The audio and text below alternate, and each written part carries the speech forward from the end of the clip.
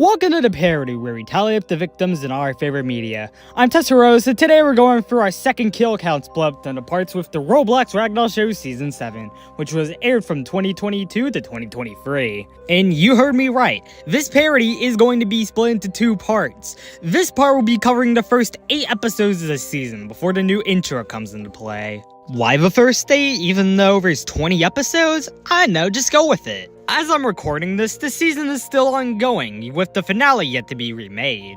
It started as more of a Roblox season, which was a refresher considering that Rec Room episodes dominated Season 6. The season did eventually go back into doing some more Rec Room episodes, but those aren't as dominant here.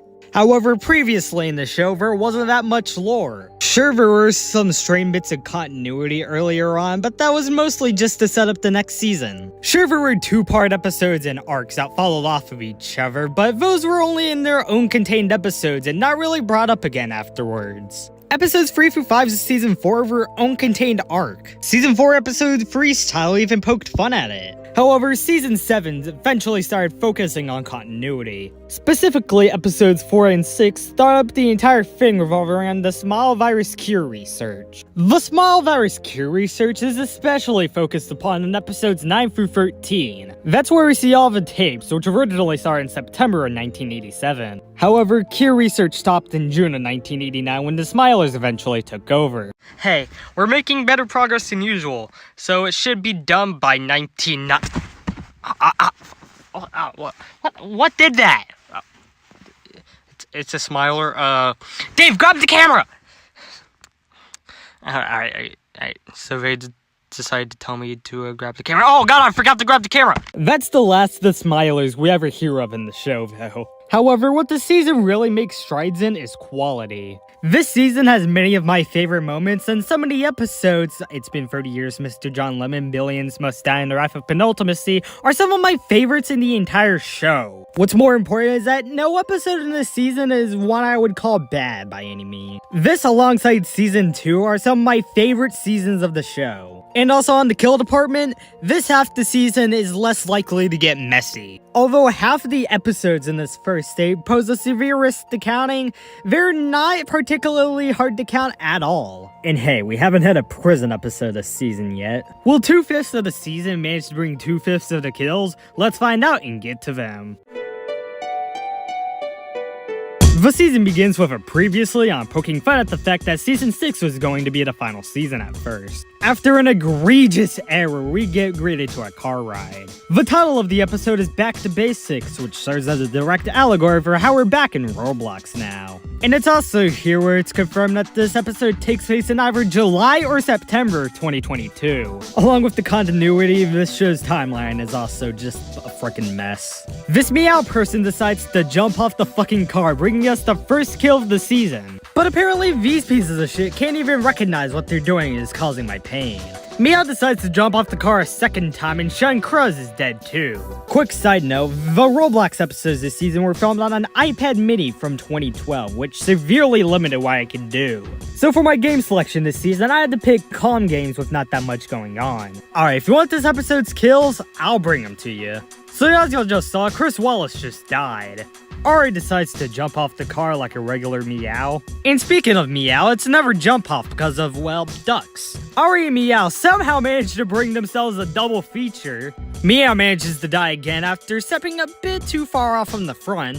Ari dies because of a fast food recommendation. Then Ari again makes the same exact stay as Meow. And also wanky hitboxes, do whatever this is. Ari then jumps off yet again because this guy's being a weirdo. Oh, Meow's dead too, I guess. That's the end of visual deaths this episode, so now I can actually get into more of the meat. Episode 1, within its 5-minute runtime, manages to bring up some of the stuff that will happen later on in the season. And oh, versus AB guy being a complete weirdo to Ari. Justy is apparently only on this card just so they can go home and get into the regular fit. We can only assume her outfit this episode is a direct nod to Season 6's finale. Eventually, Justy can somehow gauge where her home is and steps off the car. The episode ends with success. Then Episode 2 comes in and decides to take a page from earlier on within the series. Yep, we got another disaster episode up in this shit. It even includes a title card.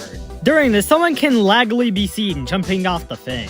We didn't exactly get to see the first disaster in full view, but that's okay, because we always get more. And hey look, it's McFacto on the loose. The current map is Modest Headquarters, but it's not gonna be modest for long.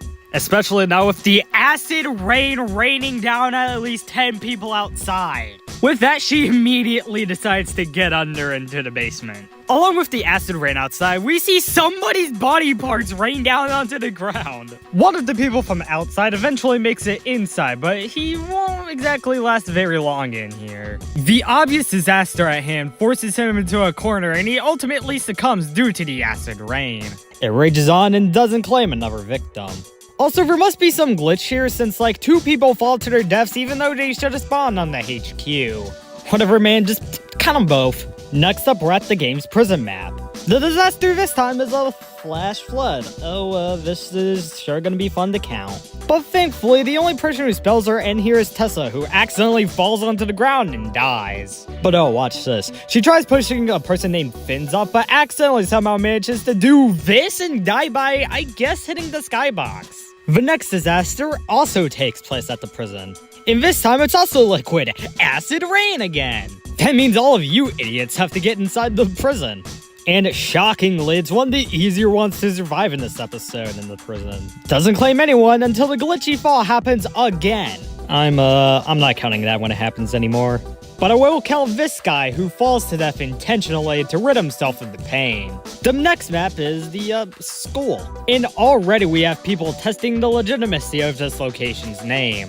And that's all before the disaster is announced to be a blizzard. I have no clue how these two are surviving this at such low health. Well, all that's out of the way, so the next map is revealed to be the Arch Park. And I swear, if somebody else falls to their death from a ridiculous height, I'm gonna scream, oh my god! And if the disaster is impossible to survive on this map, I'm gonna scream once again. Oh god! Yep, everyone is screwed, and that means I'll have to count everyone.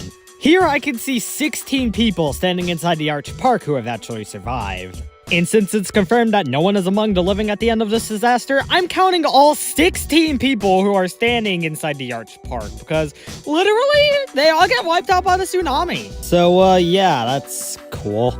Oh yeah, someone also jumps off the HQ. Next up is yet another disaster taking place at the prison. Oh, I think I'm having deja vu about this one. Yeah, just stay on the roof. Unless you're these two who get pushed off the edge of the prison, probably by this hacker guy. Don't worry, I'm also including the 2 down there in this. And remarkably, those 4 are the only people I can see die in this disaster. Next up is Scattered Body Part Central, and I don't know who they belong to, so I can't really count it, you know? The disaster is a blizzard, and hilariously, this yellow surfboard manages to dislodge itself. Oh, and the episode ends with Tessa dying. Next up is a pseudo-second part to the last episode, focusing on the disaster's ending for the entire show. We get right into it. It's at the Heights School, and there's a volcano. We get more shots that are reminiscent of the disasters that one episode from the first season. It even also gives us a kill when this person touches a volcano rock. In fact, these volcano rocks are just messing up the school's entire integrity. Oh yeah, behind this night guy or volcano rock manages to kill 2 people at the exact same time. Even more impressively, a handful of people manages to survive on extremely low health, and some are even on the volcano. And eventually there's no more first disaster, ain't nothing more to add to the count. Oh yeah, death caused by glitches or bugs in the game I'm not gonna count, which means I won't count it when Jess gets flung and turned back into a pretty normal human being and just dies by doing that. Hey, at least you'll be able to experience this disaster at the prison. And it's yet another prison flash flood. Are you kidding me? Let's see, there's at least 4 people I definitely know aren't gonna get out of this alive. Oh, make that 5. So to keep things consistent, I'm gonna count the 4 others I could see that definitely weren't gonna make it. Other than those 5, though, no one else died, so I guess it was just them. Next up, we're back at the Modest Headquarters. And in a huge twist, the disaster is actually an earthquake. No clouds to be seen here. And dude, it fucks up everyone's shit. Literally only 3 people are alive by the end. I'm only gonna count the people who are actually on screen for some sort of time. That means 3 people outside, just this girl we were with, another person we can see falling, and this person in the basement. Next map upon us is a furious gas station, which does look to be pretty furious. And it also has What? I'm not counting that. It doesn't look like a genuine death to me, more like one that just occurred as a result of a bug. Alright, looks like the disaster this time is quite simple, it's just a virus. Against the odds, I can conclusively see no one dying during this disaster. On For Indestructible, we get something unprecedented. Just dips out before the disaster due to a bug. Not being counted too. Oh, and it was the meteor shower. Yet again, no one being counted on our list. Moving on. Now we're at Launch Land, which is one of the more fun places because there's always gonna have to be one conclusive death here. That's why I'm willing to count 3 people who tried to jump on this platform before it dislodges. Oh, looks like another deadly virus. I mean, it's nothing else I'll have to count here too, so great. Oh, except that person who succumbs to it. Oh, and I guess these other 2, since they technically die within the disaster, I have no idea. Next up, we have a disaster at some sort of glass office thing. Right away, it appears to be a sandstorm. It's probably due to the low quality of the recording or the multiple flying objects, or just how blurry it is, but there's no other conclusive deaths I can see here too. Damn, I thought this was a real disaster episode for a second. Next up is the Rainbow Ride, the worst possible map that can be chosen in the game for basically any disaster. What do you know, the disaster is a tornado, which means that basically everyone who decided to ride that Ferris wheel is dead. What a way to turn into a disaster episode. So it looks like when they all got on the island, there were approximately 21 people, including Just there. By the end of this disaster, only 7 people had managed to survive out of the 21 I counted. By doing a little bit of math, I can conclude that 14 people must have died in the Rainbow Ride tornado. Way to step up the game. Next up, we're back at the Manic Mansion, which no person battling for a mansion will ever win, because this isn't that mansion, you know? Anyways, the disaster is another deadly virus, which means I'll have nothing to worry. Oh shit, Michael Jackson wannabe Giga Chad is infected and is trying to infect other people. Great. Luckily, I can count no other victims here, so on we go. Next up, we're at the Modest headquarters. What could go wrong? Oh, it's a tsunami? We're going out on a bang, I guess.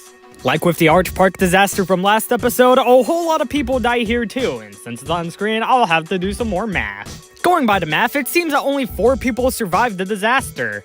Using the same figure from the Rainbow Ride tornado incident, I'm gonna say that there are still 21 people in the lobby, which means that we can count a staggering 17 here as the Modest headquarters fall down. And I wasn't lying, that's where the episode really ends, just with that. In September 1988, we meet this videotape guy. He's being interviewed about the Smile virus cure research, which I assume is something going on in the area. In the universe, this all takes place at Mount Smile, located in the state of Smiley. Try to guess where I got that name from. The intro plays, which showcases the season's old subtitle. The actual episode starts with security camera footage of multiple areas in this lab over the opening credits. And you better trust me when I say there's a lot of security footage. That includes this dead zombie body we see inside some sort of chamber. The zombies have gotten so loose that they've even managed to start ringing alarms around the lab. Tessa decides to do something about this, so she gets up from the security cameras and gets out of that room. Unfortunately, a group of 2 zombies walks out, so she has no choice other than to run. And then she resets, which would in this case count as a kill since she turns into a zombie. She doesn't realize that until after she gets into the chamber with the door already open, which means she should just get out of there. However, she doesn't really decide to wreak havoc all that easily. Instead, all she really needs is help and a cure for all of her madness. One woman gladly takes up the opportunity and the other zombies just do nothing about it. She waits there for a while, but she gets impatient, so she decides to walk to the cure room. Oh, looks like that opening credit zombie got gassed. Good for her, the lady found a cure, so she's injected with it, which will not count as a kill. She makes sure when we're back there to greet her back with manners, which would probably not be something these other zombies are interested in doing. Quick, try to zoom on the notes that are too small to read. Is this supposed to be the attempts at lore? They're officially trapped in there, which means I can actually say that they're trapped in the research room. Here, we see a woman named Castle dying due to, something. After healing herself due to an accidental outside adventure, they're still trapped within the research room. Okay, guys, I recommend y'all just partake in some activities. Okay, just a little bit of that and a little bit of that. And bam, we're done. Let's see how my masterpiece looks. Oh my god! Okay, so we're probably gonna give up on making artistic masterpieces. It also seems like that baking guy used his cure on the pink zombie. And it also looks like more and more people are getting seemingly cured. But Tessa makes the ultimate revelation. We're trapped in the research room. Alright guys, step 1. Do nothing about the situation. And the zombies outside are just making weird ass noises. Even though one of the zombies there is the woman that cured her, and the other one is a pink person, they're not really risking it. Or no, that aged poorly immediately. They absolutely are risking it. Tessa decides that it's not a good idea to be in a room with multiple zombies, so she gets the fuck out of there. And amazingly back into the research room. That's where she heals herself up for a long while, because she did get attacked a whole bit. Afterwards, she then utters the line that you can see throughout much delayed intros of Season 7. Tessa uses the zombies' basic understanding of food to get out of there. Yeah, Tess, not really worthwhile. Alright, so we're back to square one, and there's still a whole lot of zombies. One person had the guts to get out of her, but Tessa is still just on the chopping block. For 10 more seconds, and then she decides to go back to the cure research room.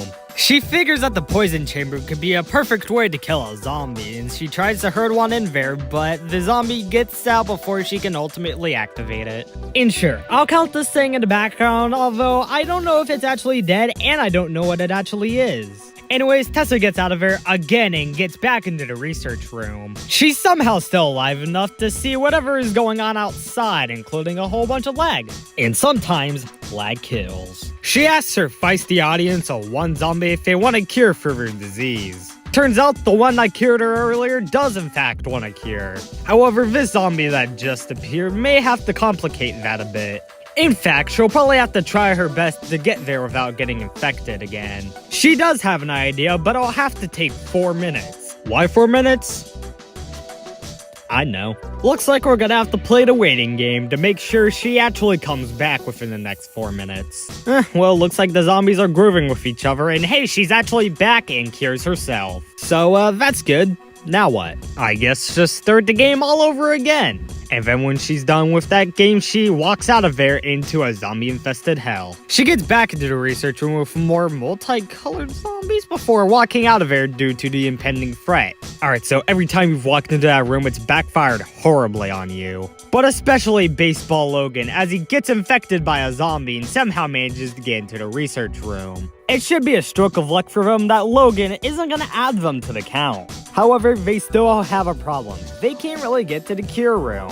However, conveniently, one zombie is checking cameras, so she asks that zombie what's happening in the cure room. Really, after no response to that question, it should seem a bit dire. What's not helping is all these zombie mutant. What the fuck? The woman just blinked! What? Because of this, Baseball Logan hits his fellow zombie brethren with some friendly fire. But apparently that rainbow zombie is the brother of Baseball Logan. So, yeah, there we go. They have an agreement. Even with that, they're still tunneled in the room. Logan tries slinging some insults away, but it's obviously not going to work on these zombies. Apparently, those insults were the opportunity they needed, since half of them ran out. Success rate, one made it back, but those other two, I don't know what happened. That means Tessa's gonna have to get out and start looking for them. The Horde somehow doesn't notice her, so she can make her way into the place's basement. There's a locker room down here for some reason, and this door that opens up to another lab. When entered, it seems to be another cure room. I don't know what's so bad about this. Oh, it's the fact that Cece somehow managed to find a way down here, so now we're all screwed. Until this guy comes in and saves the day when she's cured. So everything should be go. Wait, that guy just got turned into neon green and he has the zombie tag above him. This isn't good. It's a biological warfield in that cure room at this point, so they have nothing to do. Miss the green spot, Toby. You win, you get up free Robux. She rightfully discerns that it's about time to get out of that room. But at the same time, I don't think I meant going back upstairs. She makes her way back into the research room, only after 18 seconds to get back out after healing. She goes to where she started the episode, in the security camera room. Turns out it's basically just multifaceted chaos as people are running around the place and gassing up zombies. Biological dangers start running about, and it seems that mostly it could be normal, but I don't really know. This person does, however, manage to outrun Sidey Boy. She gets out of there and starts running back to where the research room is, yet again. Zombies are still barricading the research room, but that's nothing for her, so she gets back in without any problems. A cookie donation would be a failure, since they probably forgot about that at this point. The madness is so mad that she even has to let out a "what the hell" in response. That concludes with Society Boy eventually curing himself. So really, whatever time would be more appropriate to run out of there. That's exactly what she does. She runs out of the zombie lab and down this path. She exits through a tunnel. But that's not where our adventure here ends. We still gotta resolve that tape from the beginning. Well, we're just at the research part. If we can trust the cure deadlines, it should be done by the 1990s, so good for them. We meet our protagonist in a random yet very cramped house. Judging by how this is the season's first TV-14 episode, things have gotten very serious. Tessa asks about her current location but gets no response from the other people, who only talk about their familial deaths. She inspects the top cabinets and features a cameo from Amelia from HFJ1. Well, it's a handful of awkward shit because everyone's talking about completely unrelated things. And then she gets in the car. It features paranoid volume control and people who want to try to make my account difficult. But so far in the episode, they've managed to keep control of their, inner capabilities. Tessa then laments that she's just trying to get home. There's the disastrous island mayhem, the zombie-infested hellhole, the claustrophobic home, and now she's driving home with these idiots. Oh, for a break, this killer guy manages to run himself over with the car. Oh, God damn it, fucking twice? Oh yeah, about the female with the red health bar above her head, I'm just gonna assume she passed out. It's just intentional at this point. Everything going on with the car has gotten her to ask what the hell is even happening anymore. Well, I'll tell you, it sure is an explosive fart, alright. Hell, her herself can't even control jumping out the window at least once, which is exactly what she does. The wall of bathroom drive coins can't even help her, too. It leads to another close shot with death as well as another actual death. While I've said many times that this episode is the most serious so far, it does have a couple of funny moments. Like this points guy accidentally killing themselves after trying to hit a car. Oh, and then Tessa dies right afterwards too.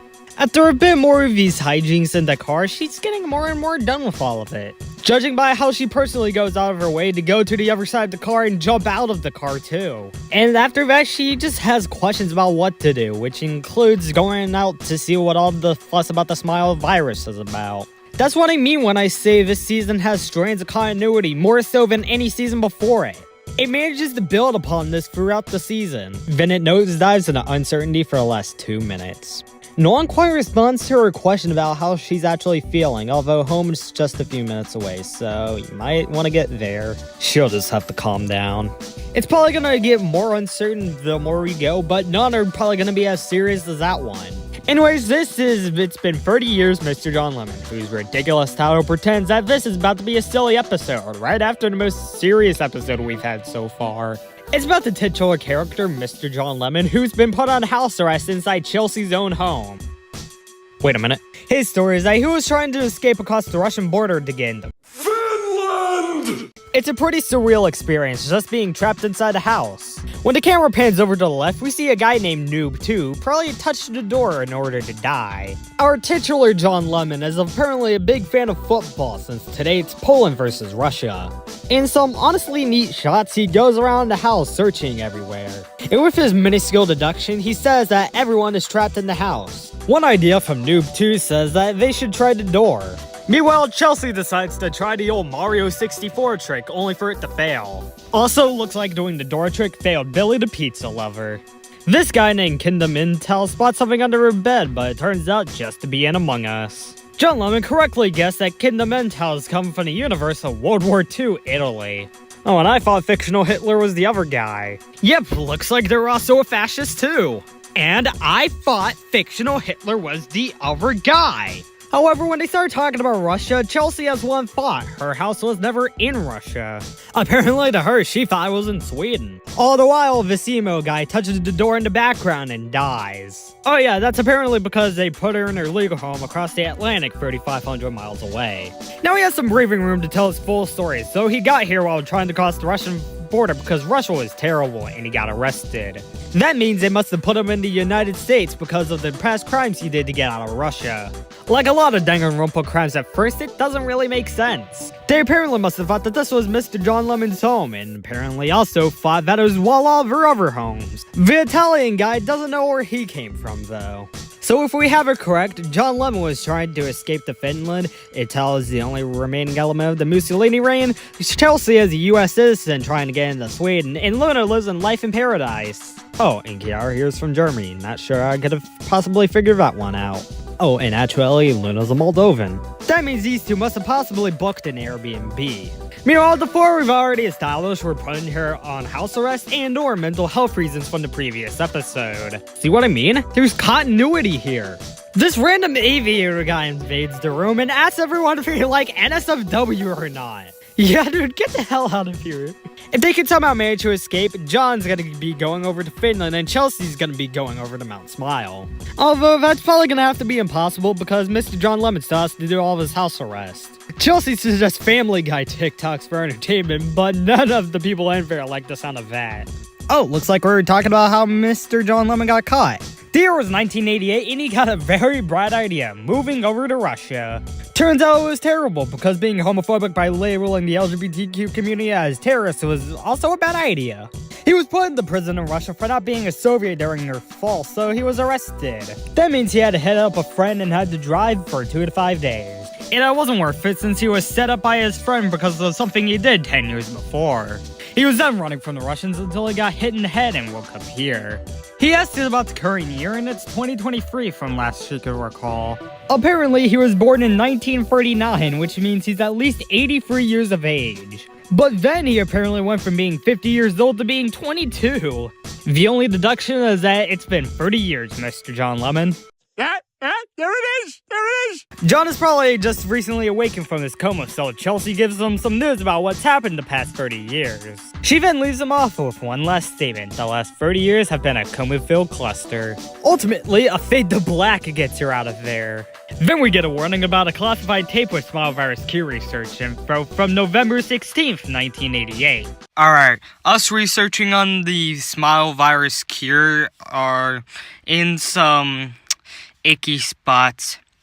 First of all, now we know that human tears can be a part of the cure, but we don't know if it's exactly the cure.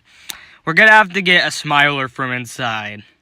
So, y'all better wish us luck. We step up to a mature rating for episode 7, which is our longest episode in the season so far, running 48 minutes. With such a long runtime, I hope this episode has some qualities to it. We got to a purple lighted live action setting where stick figure Chelsea wants to know where the hell she is. She eventually runs into some self-referential artifacts. She needs to know what's above, so she animates herself onto some paper. She meets f***ing Pencil, who disappears so we can add her to the count. That is what the episode itself does, after all. For the power of an editing transition, she gets out the paper. She then checks out what the monitor's playing. The Army's bean supplier and leader is Keegan09412. Oh, Another self-referential artifact is found before we fade to white into our actual episode's meat. And as for all the zombie things we see die here, I'm not gonna put them on the count this time because they're, too bountiful and, you know, they're just kind of bastard skellies at this point. However, I do count people, which means I'm gonna have to include Chelsea on the list when she gets sniped due to a sniper. She gets her weapon back and starts getting shooty with all the zombies, which leads her to saving this woman from this zombie who almost gets her. Their heads getting exploded, though, almost makes me want to put them on the list. With her dual-wall proclamation of a weapon, she sees a kill happen down on the ground, this guy with an orange skull. To do the guy a favor, who probably didn't know he even would have gotten it, she kills the guy who will dub his blue cap by shooting him a few times. She makes peace with a shielded girl and heads down back to the spawn. She does leave, and I had to skip over a whole bunch of zombie kills, even though there were a couple of good head explosions. Things are getting tense down on the ground as I can count 2 kills, one guy who already was there and one person who gets sniped. And I lied about that number of 2 because one more person ends up dying. And oh, you thought it was over. Another guy gets killed immediately as he steps out of spawn. At least now it's time to escape the war. Oh, and just like, you know, put a bunch of lasers in the zombies' heads. This blue-capped guy, I don't know if it's the same one, walks out of spawn only to immediately get sniped. Oh, to add on to that, the zombies for some reason are now going after the guy who sniped him, and they actually do it. But then kill Blue Cap in the process. Chelsea tries to get a victim of her own when this guy steps out of the spawn area, but out of nowhere, he's sniped by some random person on a helicopter. Over the following course of the episode, a lot of zombies are killed in turn. And for good measure, include a Blue Cap in there, because we couldn't have this episode without that. Oh, wow. Hey, that's not funny, especially when you kill this guy in a killer suit. Looks like that guy right there might have been her 5th kill, but since that didn't update, I can't exactly be sure about that. Things have calmed down again, which means we can still get back to the zombie killing portions. Oh, whoops, looks like I lied, I said that too soon. Oh, it's gotten way more hostile. They even killed the blue cap guy without any real reason to. Oh, unless if he's gonna shoot at you. In that case, yeah, totally shoot him with a pistol at least 5 times and kill him again. We're only at 4 through the episode, and I've already talked about it for 3 minutes, so let's just do a kill speed run. You know, until things like actually get interesting, you know? Killer suit guy's killed by a zombie. After saving Gus freeing, he's killed too. 2 more victims can be counted then, a guy with a yellow skull and a guy with a purple skull. And 2 more victims also killed by rogue survivors, one getting shot in the back of the head. The same guy with a purple skull and another blue cap, and this other person seen dead next to the sword. And that's the end of the speed run. Now we can actually get to why this episode is called Cartman Idolizer Boogie Woogie. You sound like a freak. Or he watched Hello the Boss, whatever. With this central conflict coming in a third the way through the episode, 16 minutes in by the way, that means a lot of the kills are probably going to take place off screen. Seems like this 8-year-old is trying to get whatever chance they can get to kill Blue Cap. Sadly, to my surprise, it kinda works when he gets shot, probably with some help of some helicopter third-partier. Also, let's listen in on our conflict again, see what's happening. I know you're autistic, but like, bro, okay, just get away from me, bro. Okay, you know what? Cartman stand's starting to make a whole lot more sense. My god, stop following me, little bitch. Whoa, welcome to Edgy Town. Can you just get away from me, kid? You smell like ass. Oh my god, you know what that reminds me of in some sort of way? Your ass stinks! Also, I like how the person says this. Calling for your mama, little kid? Even though I probably haven't taken the time to consider how they actually sound. You said a slur? How's that even a question? How am I in the wrong? If more action was taken immediately, then maybe this person would have actually got on the count, but nope. Stop being so I'm literally targeting you. I have my reasons, okay? The person finally gets out of the spawn area, so now they can just wail on this guy and kill him. Oh my god, that is a contender for Amethyst Flamethrower for sure. Stop targeting, just leave me alone, you little dumbass kid. You're the one who went AFK under a tree. I don't know what you were expecting. Chelsea dies again because the person on the watchtower doesn't know what this guy's been up to. They go on fervor rampage up there when they shoot one girl to death.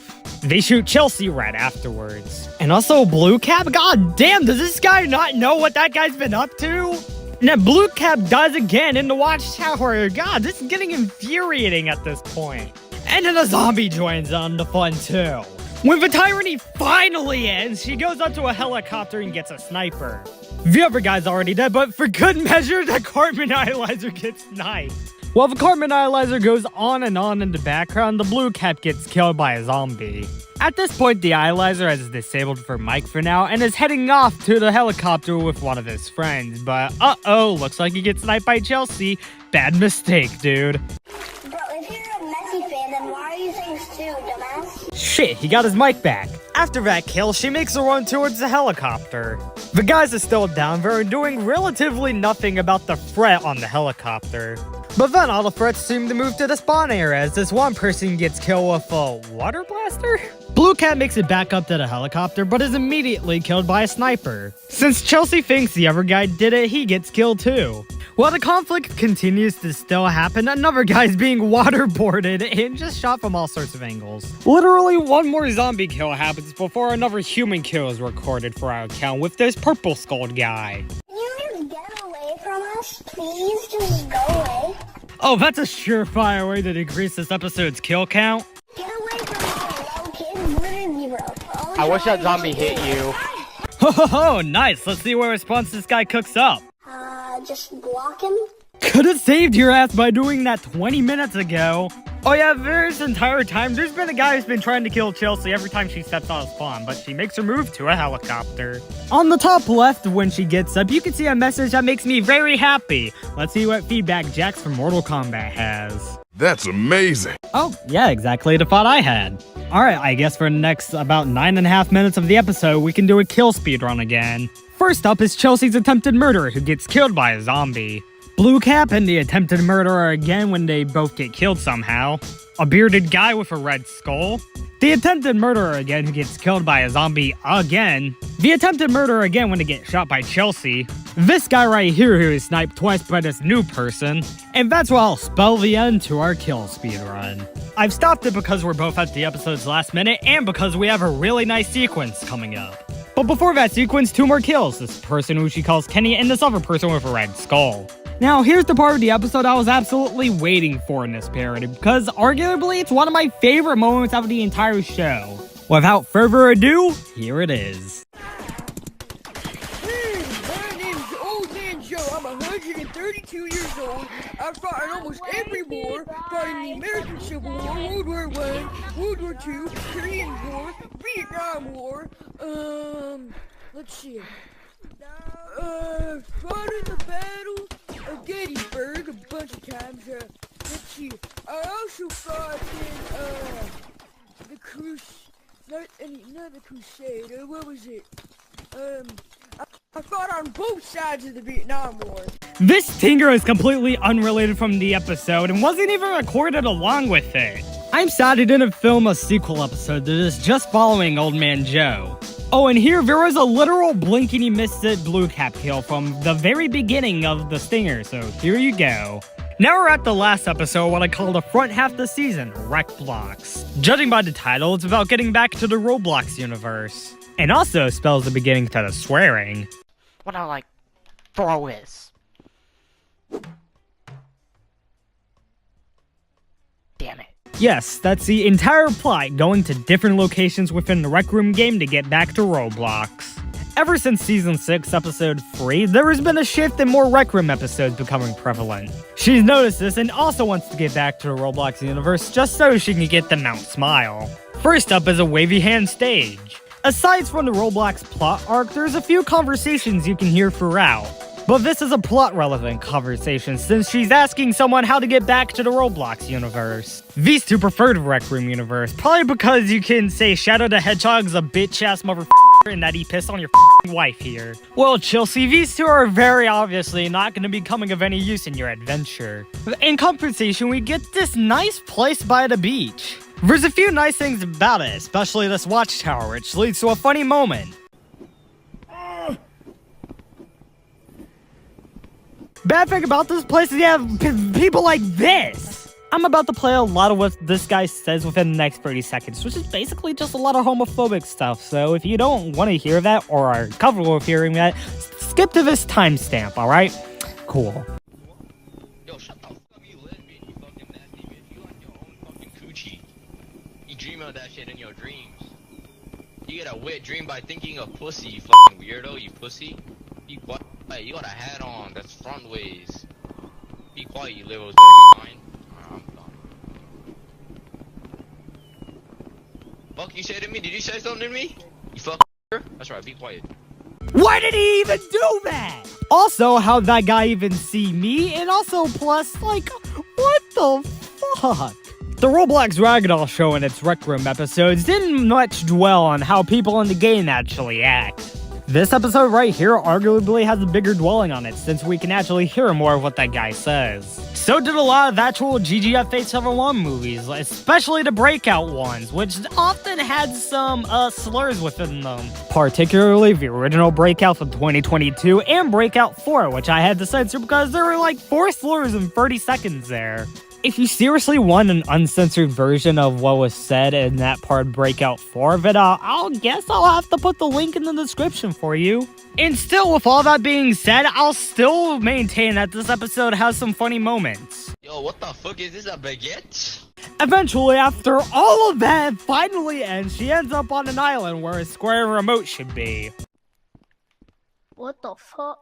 Oh yeah, this is definitely where Remote and Score are gonna be. After that, she ends up in this nice little cabin place. Nothing much from that too. Then she ends up at Ragdoll, not to be confused with McDonald's for legal reasons. And, other reasons. I mean, McDonald's parking lots aren't ever gonna have full-on truck battles, so this is better. Even though the truck battles were cool, she has to get out of there now. For some other reasons, she then ends up in a high school to try to get where she needs to go. She then ends up in this lovey-dovey place, which would have been more fitting if this episode were released a month earlier. Or also a month later, which would have been ironic by the 311th day of 2023. Now that community post makes sense. Sorry to disturb you, ma'am, but I'ma just sit up here and watch the view. What a proper gentle person. She then heads over to the Rec Room Lounge, notorious for its massive homophobia at points. But I guess to make up for that, it is home to some of my favorite moments of Rec Room ever. I mean, I'll just play a montage for you of a recording from June of 2022. Ghost potholder. It's how he gets It's how he morbs everyone into more oblivion. You're gonna have to drag me out the bar at closing time. You know what? How come it doesn't make sense when you drop? You want bar music? Hey yo, sometimes, every time you shit, you be farting. But every time you fart, you aren't shitting. What's up with that, bro? Eventually, she gets bored and heads back to the Tamansi Island. She then heads back over to the stage. Okay, I swear, fading to white to get back to Roblox actually works. I'm gonna scream. Oh god! Oh yeah, it actually worked, and now she's back in the house from episodes 4 and 6. It's also the host to her episode's only kill, and even then it's an accident. She then proclaims that she's getting out of there, and that's how the episode ends. Back in episode 3! I missed 2 kills, so right now I'm just gonna count them and move on. So anyways, the back half of the series begins with just an explanation 33. As is promised by the title, it's basically just a lore pickup after the past 8 episodes. We're not even at the true halfway point of the season yet, and we're already just getting a lore drop. Just goes to show how insane it's been so far. Even though it was a promise made basically back in the very first episode, she's finally going back to Mount Smile. But these damn people just keep on exploding. And she starts it off with the frickin' dorm room talk. And after that, starts it off from the very beginning. Season 1, Episode 1. That also seems to be the case with his new intro here, and oh my god, what is this? It's a compilation of 1 second throughout every single episode of the series that's been aired up to that point. And it's a fucking banger intro, I don't know what else to say, dude. Even showcasing Old Man Joe and a title card! And another title card! Even though a lot of the kills I'm counting in this intro were featured in previous parodies or will be featured in the future, I'm gonna count them anyways. This episode's intro has a featured total of 13 kills throughout it all, so that's how many I'm going to count. So, yeah, I don't know what else to tell you. She just explains the entire lore of the show. Oh yeah, remember when Ragdoll City burned to the ground and killed 23 people in that shittily edited fire? Oh yeah, everyone else just wants to sleep. Then oh yeah, she moved to Memeville a tiny bit later. She lived there for about a month and a half before moving away to go all over the place. The story seems so wild, some people are actually questioning in the chat if it's happened. But yeah, being placed in jail for a month will make you tell this insane ass story of the entire show. Whoa, story of Ragdoll show. I fell from some heights, talk or should I shoot? People are dying, this is my Ragdoll show. She escaped jail and moved to Deadville, but moved out after a bit because of a piece of ketchup. That's when she started knighting a monarchy and got put in a prison for almost a year. And she escaped that uncountable carnage back in September of 2022. She then took that season 7 premiere car, got on a plane for a bit, then just went onto a disaster island for 3 months straight. This piece of info right here would canonize that the first episode takes place in September 2022. Then she got employed by a zombie lab for 31 minutes. Probably because of that, she got on the episode 72 car and jumped off and got put on house arrest with Mr. John Lemon. She met Old Man Joe and got stuck in a weird dorm room, and then after getting out of that, they picked her up. We are here to pick you up. Now, so at this point, she's trying to get to a mountain, but not just any mountain, the previously mentioned Mount Smile. She's heard about their uncurable virus, so now she's gonna go over and investigate it. And because of that, she should be able to stop by a house and just get there any second now. But also, throughout this entire episode, people have been jumping off the car, and at most I could count 7 of them.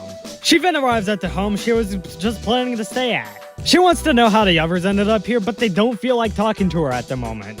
The guy with the most time and salary in there, their butler, decides to order a pizza. Their butler's large with a side of nothing comes in, and they all decide to start chowing down. Who doesn't love a slice of Roblox pepperoni pizza? At this point, another person named Pod is also ordering a pizza for everyone. Where are they getting that shit from? Fucking Blocks Bros? She then decides to put an image of Kenny McCormick with some chocolate milk on the wall. But even at this point, she just wants to know how to get to the mountain.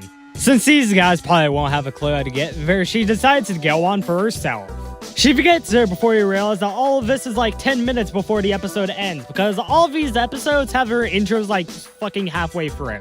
She turns the sign into a cure research station and decides to get through the mountain. This guy named Girk ends up being the first of so many kills we'll count throughout these episodes. The way through this place is just nuts and requires a whole bunch of coordination, or hand-eye coordination, whatever you want to prefer to use. Oh, and Roblox skill, because if not, you might be held up by your neck by one of the smilers. That includes transformation to a smiler, which counts as an infection, so it will be added to the list. The resulting profanity will not count as a separate kill.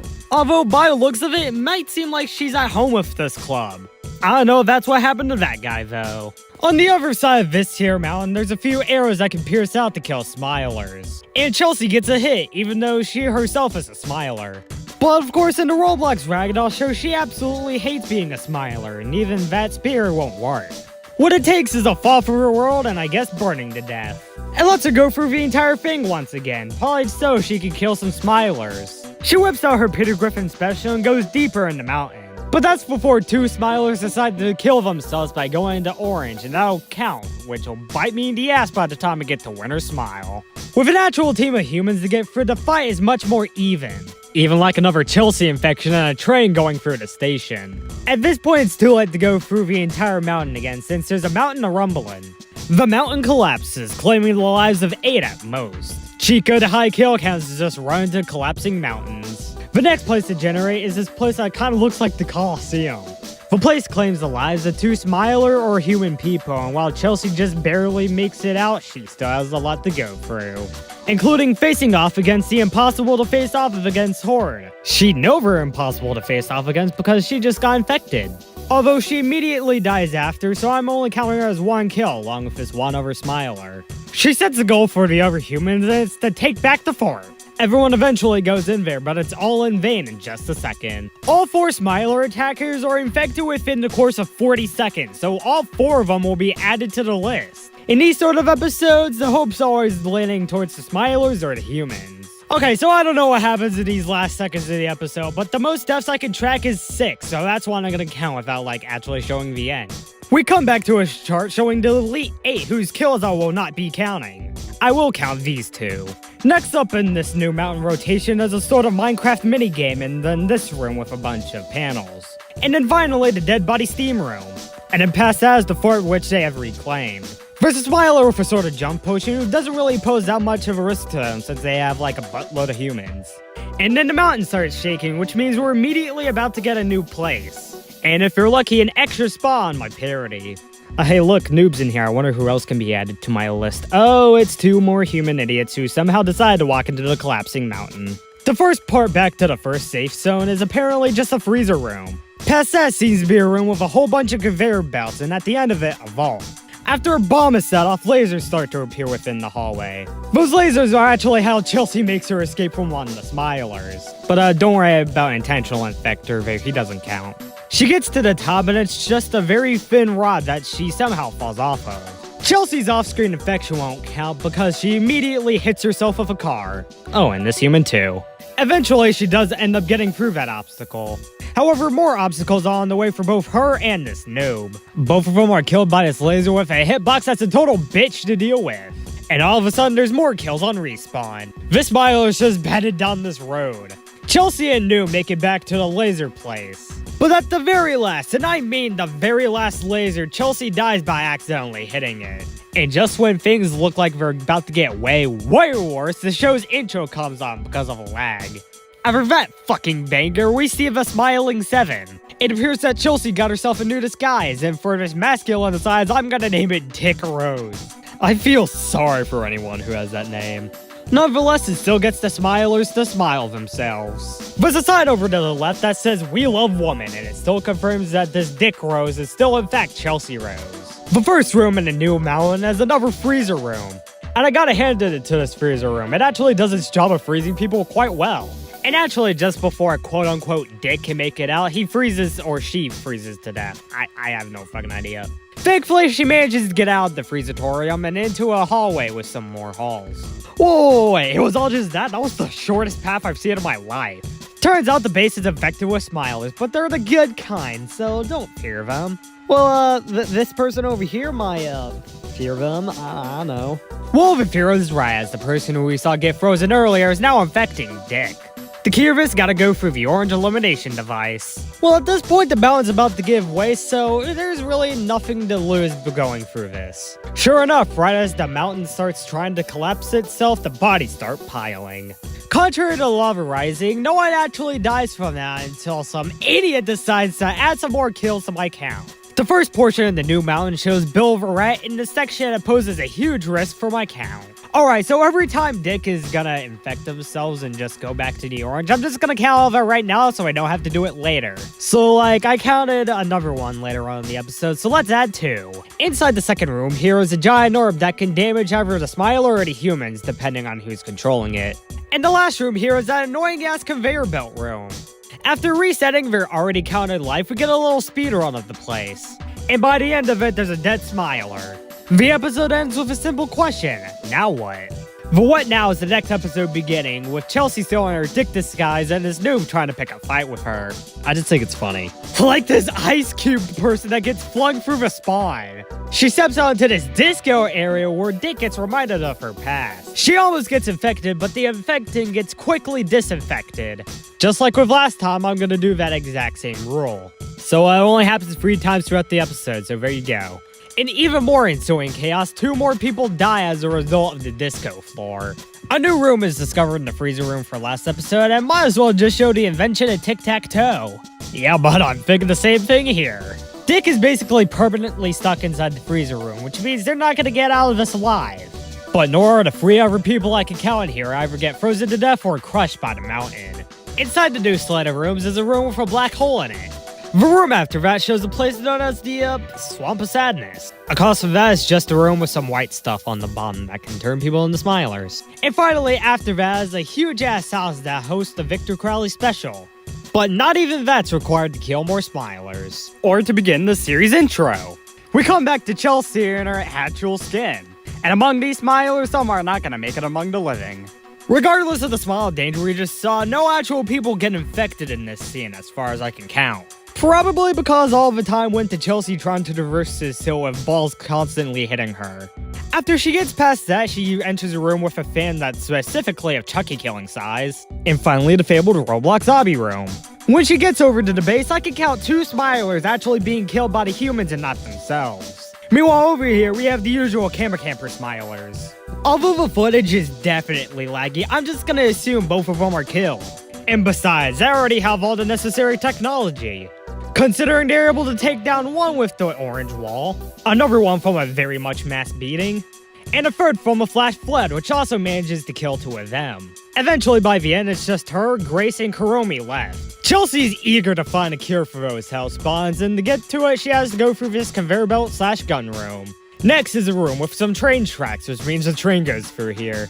In that room are a few fun artifacts. There's a frowny face on the wall, a can of Jeff Cola, and this picture of a bacon-haired smiler. There's a train behind them, so technically, by some very, very broken rules, I'm gonna add them to the count. There's also some notes on this table that doesn't actually have to do with the Roblox Ragdoll show's lore. Past as the ball ramp room starring Eric Cartman. Oh, it could also serve as an opportunity for camping. She resets herself back to where she was, but that same person just kept on dying. Oh, well, I guess there's also this room with also multiple hallways and dead ends. Also, better late than never just to get randomly infected again. Except that's not actually the case, she actually gets saved from that. And that's how she ends up at the base with all of these people dancing the California Girls. Yeah, I guess I should have expected 2 people named McDonald's and someone named Delicious Toenails to be doing this. The episode ends with a flat-out lie. We're now officially at the last episode of the Mount Smile run of the Roblox Ragdoll show, that being tapes first to last. And it's starting off with a bang. There's a body that's visible in the disco place even when the age rating is still on screen. She wants to know if the quote-unquote Hell Smiles are planning something, so she's going back in to find out. So like, what, are we planning a suicide pact? I guess they're complaining complete bullshit infections. I'm not gonna count regardless. Another room has a camping smiler and a lot of orange pillars that go up. Up next in the rooms is the same exact ball hill, except with some more technicalities. Then lastly is either the maze or vent room, I can't really tell in this layout. Eventually she makes it over to the end where all the smilers are trying to hang out. It appears that they've gotten out of their hiding spots pretty quickly and are invading the area. Their plan was to take over the base, but it failed pretty quickly. Or did it, since one of the fellow humans, Crying Skull, gets infected by this bacon hair. She hides in the hideout, but of course a big bang jump scare occurs. Luckily Squirrelmine was there, so she was able to be saved from Star's 4-season curse. Very quickly, the hideout is turned into a Smiler extravaganza. Turns out Star's pen was only getting started right then and now. That means Squirrelmine and Chelsea have been affected. Also, this episode is 19.5 minutes long, yet only 4.5 of them are spent on this opening. Like, I wish I wasn't filming on such a low-quality iPad, because this could have gone on to be one of the best episodes of the entire series. In fact, if everything just went right here, I could have even turned it into a sequel to Winter's Smile. This could have been a banger! But no, my crappy 2011 iPad mini just couldn't handle such greatness. So that's how the episode's best part was only relegated to 4.5 minutes, even though it wasn't supposed to be that way. But no, instead it takes another interesting approach, showing you all the tapes from the past. We're an hour into the parody at this point, and we're finally at the part I was telling you about in the intro. It's my landlord time, motherfuckers! So get ready, I'm about to do a lord drop. First of all, someone organized an entire group of people to get the Smile virus a cure. And judging by how this tape was in the same year the bite of 87 happened, it could have been done by 92. The next tape is on Halloween night 1987, where some of the people are gone, but the people there did make a bit of progress. We now know that they can be killed by the color orange, specifically translucent orange walls. Hey look, I actually poked fun at the fact how that's their main method of murder and how it's so fucking dumb. You know, it's maybe So fucking funny, they make me want to merge without looking! that the Smilers can be killed that way. The next tape is in January 1988 and shows how the Smilers can just infect someone by grabbing onto them.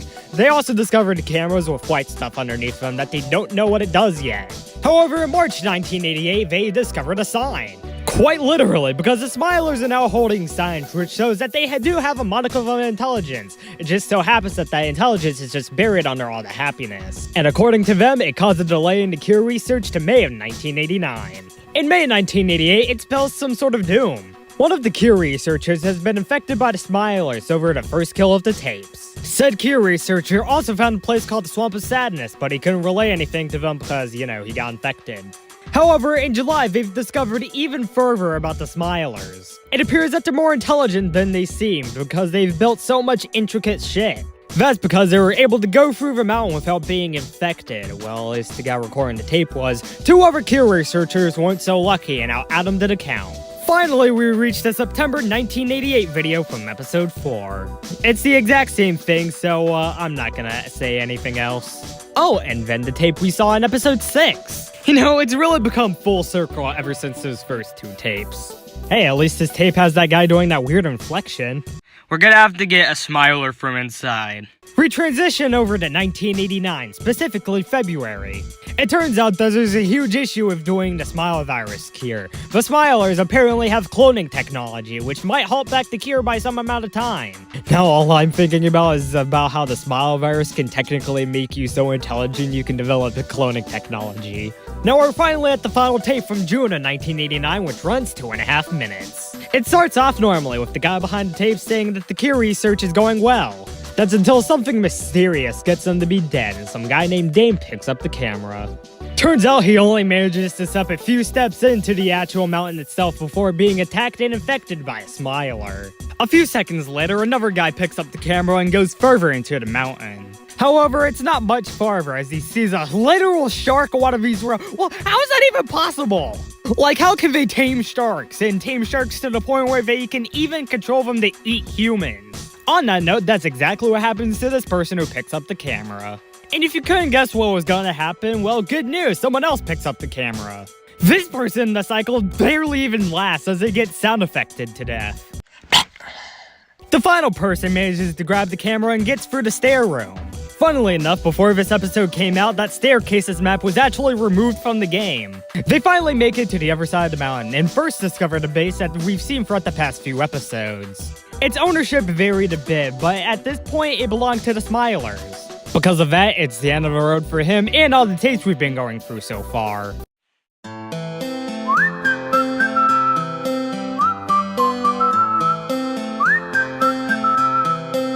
Can you blow my whistle, baby, let me know. Now we're back to the mountain for the last 6 or so minutes of the episode, and our first room is the logging room.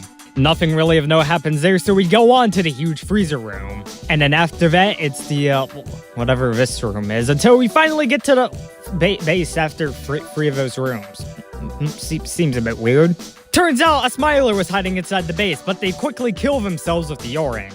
Oh, look out, push and break your jump scare. I'm also not going to count that since there was like 0 reaction time. It just seems a bit unfair. In brighter news, she quickly goes back to the start. However, they actually do get a Smiler kill from themselves. They join the logging industry, and in the background we can see a Smiler drop into that fire hole. However, one Smiler kill for her in this episode wasn't enough. She just needs to get another. That's what she does to this Frozen fan who almost infects Deathly Shadow. And instead of killing more after that, she just simply narrowly avoids them. Oh, nope, she was just saving them all for the base. A simple tap of orange will do for you. For this other guy, nah, a tap of happiness will do. Chelsea gets the genius idea to step halfway through the orange to try to get a Smiler to infect her. With this guy, the true meaning of the plan was revealed. The plan works for some more Smilers. In fact, over the next minute, the plan works for 5 more Smilers by my count, so that's what I'm going to go ahead and add. The situation's getting more and more dire, as Smilers are trying to infect people more and more. However, in the final shots of the entire Smile Arc, we see some big bullshit. They somehow were able to save Chelsea in time before she got infected, so that's the final kill I'll add. And sure, I guess these two. Really, it's just a whole big grand spectrum of bullshit. Oh, and for fun, let's also add the person who caused all the bullshit to happen. And finally, the Frozen fan, so we can add 5 more. The first 3 minutes of episode 14 are in live action, as I decided to film them in, like, real life. She discusses how she got kicked out of the mountain and... Wait, I'm filming this in the exact same format as this episode. Huh. She discusses how she got kicked out of the mountain. That's probably just a parallel to how I got kicked out of the game every single time I filmed one of those episodes. Whoa, buddy, you're getting a bit too close to the camera with that one. And with the new intro coming in, that's the earliest the intro comes in one of these episodes, coming in at just 45 seconds. For episodes 9 to 19, the average length the intro begins at is usually about 6 minutes and 24 seconds. And look, episode, just so you can have some kills to yourself, I'm gonna count 2 new kills I can count in the intro. When that ends, we get more live action shots inside the house. Because of the Mount Smile kickout, she has less and less options for what to do at this point. She tries going on the Mario Kart 8 grind and drawing, but it doesn't work. Eventually, an idea comes out as a result of the real iPad mini used to film all these. It gives us just the number 23, or better yet, Dick Rose. And if you couldn't tell from the amount of people ragdolling their asses off, this is the last Ragdoll episode of the show, which truly brings into point how little Ragdoll there was outside the first season. Hey, I'm just happy we got another Ragdoll episode in general. And oh hell, she even remembers season 4. I can't really talk about that much since this is an 11-minute episode where not really that much happens. And plus, outside the 2 kills I decided to count at the intro, there's really none in this episode at all. So yeah, that's it with season 7 episode 14. Now, after 5 hours and 20 minutes, this is the last turning point of the entire season. Now it's very as well going to be just a back to basics kind of thing. I also forgot to mention this, but in the middle of episode 13, we reached a halfway point of the season in terms of runtime. Yeah, this thing really is fucking 10 hours long. We start the last 6 back in Raccoon with one of the best titles of the entire series, Get a New Waifu. I don't even know if that title aged well or aged poorly. All I know is that it's good to be back in our old flick setting again. And it feels great to see what an old version of Murder v3 was like before it got updated drastically. Also, watch out for this woman right here. She comes back later in the episode in a not so fun way. Aside from that plot, this guy gets kicked out of the game for quote-unquote not following the game rules. Oh, to me it kind of looked like an execution, particularly because of the Danganronpa music playing in the background. More specifically, it uses music from the third game in the series, Killing Harmony. You know, the one I said had fictional Hitler in it 40 minutes ago. Anyways, that doesn't really matter here. What matters is the murder mystery. The power came back on earlier than expected, which means that— oh god, that's a body! Forward on the count, since I suppose the killer went— They meet up with the detectives to tell them about the discovery they made within that hallway. Another blackout occurs so someone can make a little Byakuya treat. However, unlike all the other flicks, I'm not going to add any of the people who were killed in the blackout to the count here. We couldn't get a definitive number after all. The second game begins with Chelsea as an innocent. Yet again, everyone meets up in the main hallway to discuss who the murderer could possibly be. Could it be this guy with glasses? No, too casual. Could it be cancer patient Carl in the kitchen here? No, he seems good enough. And it's definitely not last round's murderer Sid, since she's the detective this time.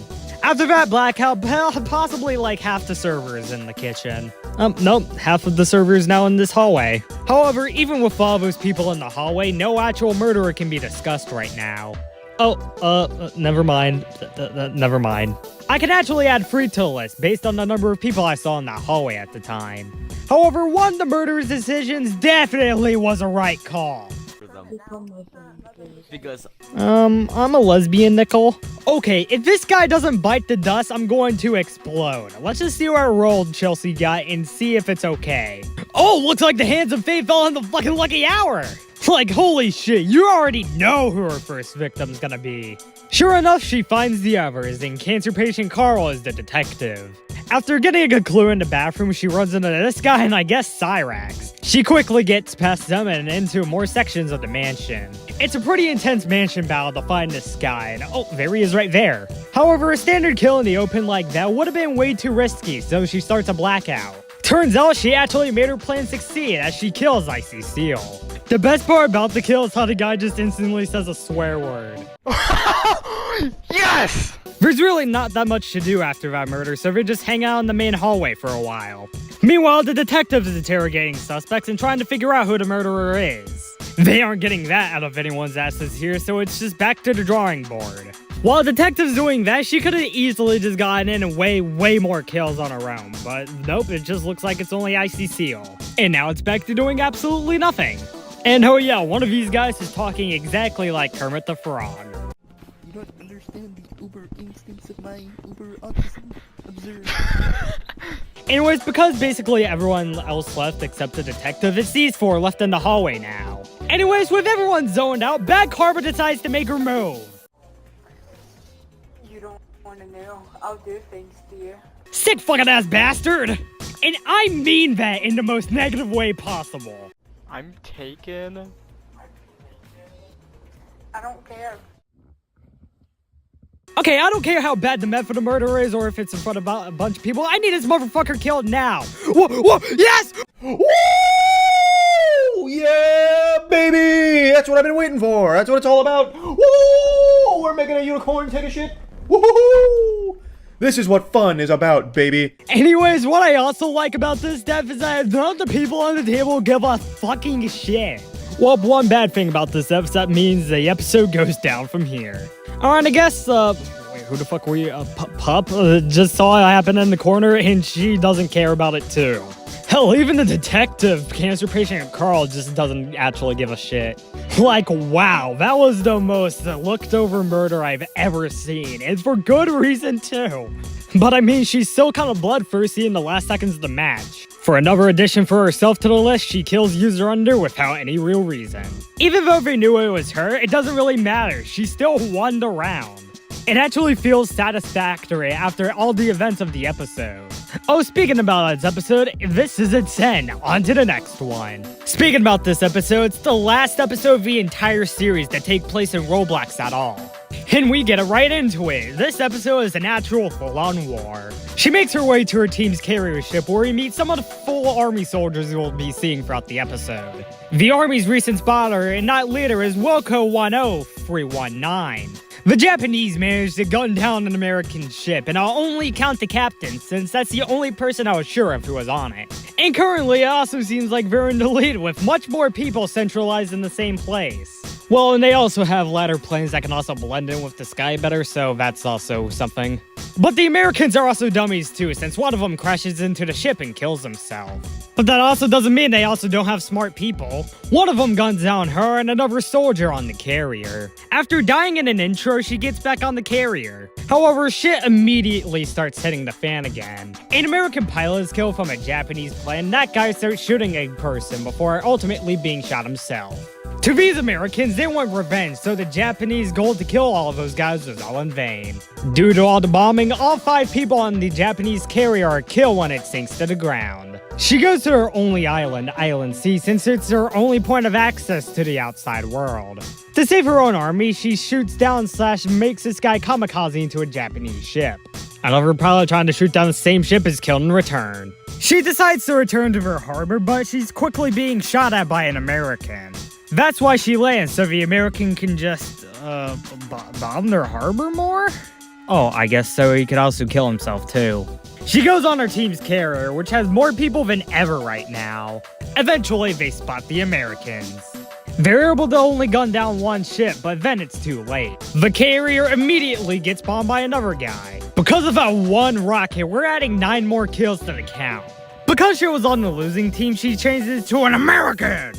But it does actually kinda suck since it kills 2 people. For the power of getting another ship, she gets back to the carrier about 2 minutes later. But not to fear, they've claimed Island C. She also starts flying right towards the Japanese harbor, but she better watch out since she's already being shot down. Making sure she doesn't repeat such a grievous error, she gets back on the carrier. Fucking really? From the prospect of Island C, she bombs several more boats and eventually the Japanese harbor itself. However, for her trouble, she and her co-pilot eventually shot down. But like, even for the Japanese, it's too late at this point. The Americans already have a shot at winning. Hell, that's even what the episode ends with, a win for America. We're now entering the last stretch and arguably best stretch of the Roblox Ragdoll show. This episode and next episode are uploaded to this very channel because my main channel had a community guideline strike. I think for Breakout 2022 actually. Yeah, bringing a soundboard to murder, great idea. Oh, we're getting straight into the shit. These 2 guys describe themselves as menaces who play soundboards. So yep, first 10 minutes of the episode being spent knowing these characters. It's actually a lot of fun, partially because of the sounds being played from the soundboards. Does anybody remember that dude that was eating that egg salad sandwich the other day? Or we could probably just need a guy eating an egg salad sandwich. In fact, being a menace is so fun, she decides to join it, but, you know, after spectating a little bit. I've got a great sound for when the lights are out. But they also like turning into Mickey Mouse, so I don't know what we should do here. Also, by the way, wasn't there supposed to be a whole game? Oh. With a new game starting, it seems as if our 2 soundboard guys are on the chopping block. After the intro, she explores all throughout the mansion. While this mansion battle does not feature Hatsune Miku, it does feature a bit of a dubious blackout. However, no confirmable kills, no confirmable kill graphic. They basically all follow each other until they find a chalk outline of a person. You always gotta make a meme. Since technically in the Mansion Murder Show, a real show on the GGF801 channel with 3 episodes, I count people like this, I'm also gonna do the same here. However, they have no clues on who the murderer could be, so they just go throughout the mansion. Chelsea regains her episode 15 powers and eats an entire chicken whole, or tries to. But even then, the detective still tries to arrest Clockwork for his involvement in the Phantom harassment. So just like that, what do? Of course, you trigger a blackout. Oh, and casually just kill off the main character right then and there? Yeah, that's also a pretty good sign that someone's a murderer. It's also a good sign that we finally get to meet the other part of the title, Uncle Caesar. Now, I don't know if this is the same exact guy who did Old Man Joe, but this Uncle Caesar character has a grandchild named Billy.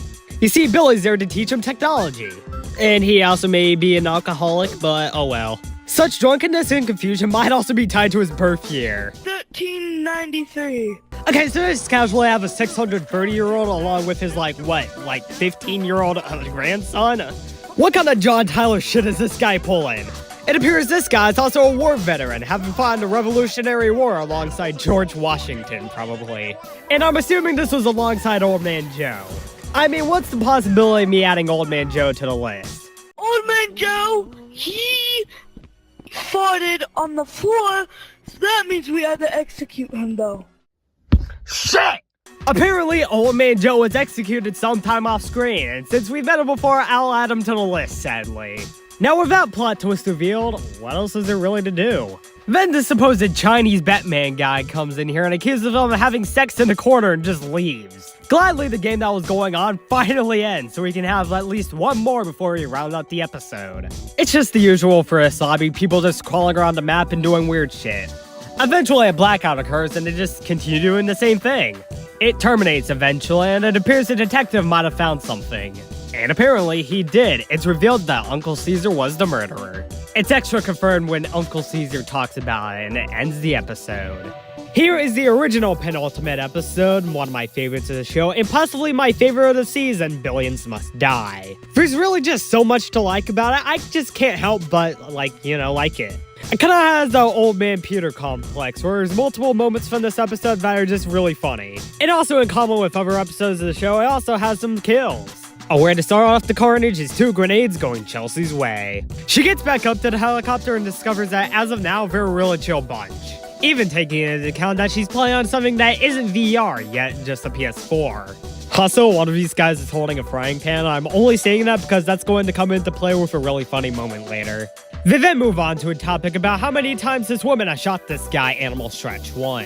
Since down there over in the desert, it's really hard to try to actually shoot them from a really good perspective. They decide to go down there. And even down there, things haven't hit the fan yet since they're talking about their favorite animes. Oh, I got one. How about... This game where the funny panda bear starts the whole entire killing game, but it's actually a part of like two other people. I really have no fucking idea. What are y'all talking about? Demon Slayer? Also, no matter how much I color shifted, none of you are probably gonna spot the image I hid here. They somehow also quickly move on from that too, since Animal Stretch is getting shot all to hell. It is the end for him, as all that rat-tat-tat-tat-tatting had an effect on him. However, Chelsea disagrees with that, as evident by that shotgun wielding. Animal Stretch actually does return, however, but soon after that, they're getting shot at. They all immediately decide to get out of there, but in the result, Animal Stretch dies again. That's not to say, however, their problems with violence are surely done with. Some other guy comes in and starts shooting them. Luckily, the shooter is taken out with a few gunshots. But with all this, tensions being so high and all, what else could possibly be going wrong? Actually, nothing, and quite frankly, this episode's about to take a really good turn. And it all starts with a funny moment. No, let me do it. Darn it! I wanted to smack her with a frying pan.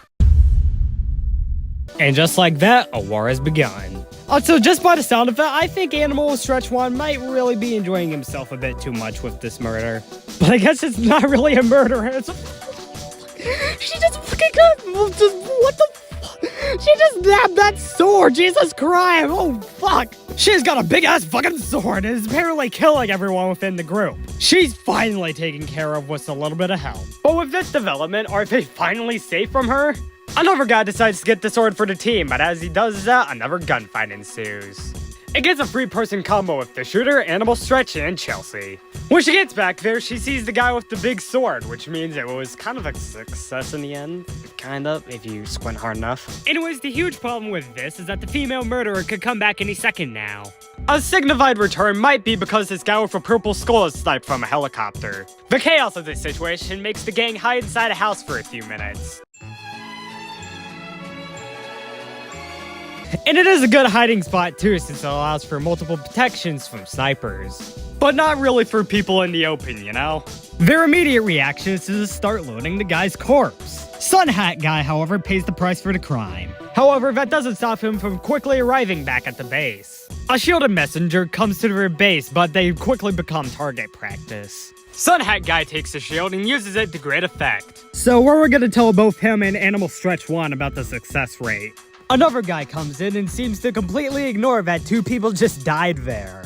Eventually, Sun Hat and Animal Stretch return, so all 4 of them are in the same spot again.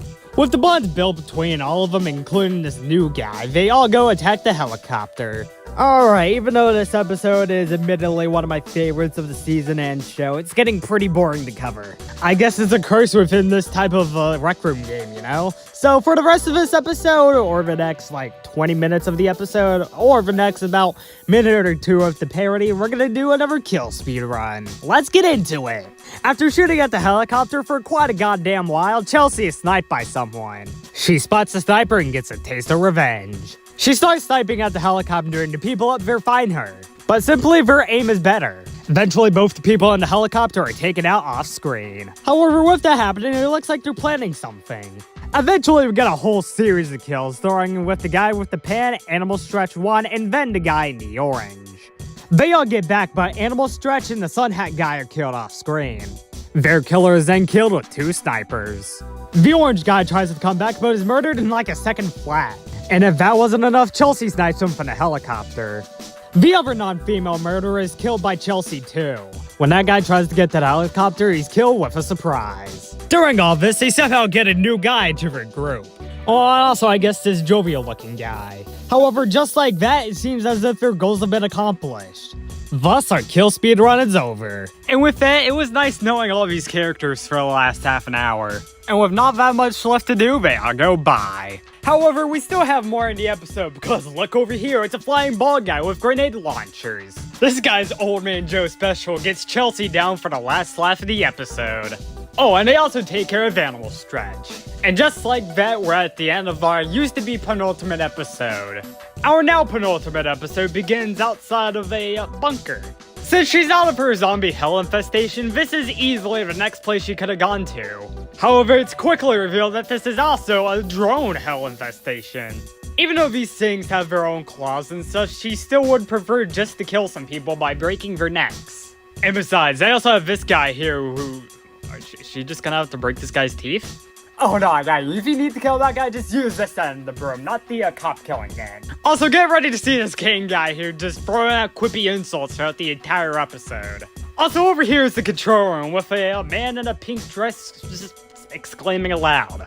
Must be because of all these robots going around with the sole goal of killing people. First guy gets killed is the guy who gets a neck snap. She escapes to a hidden compartment and gives us a mini tour. Don't ask how I know this is here.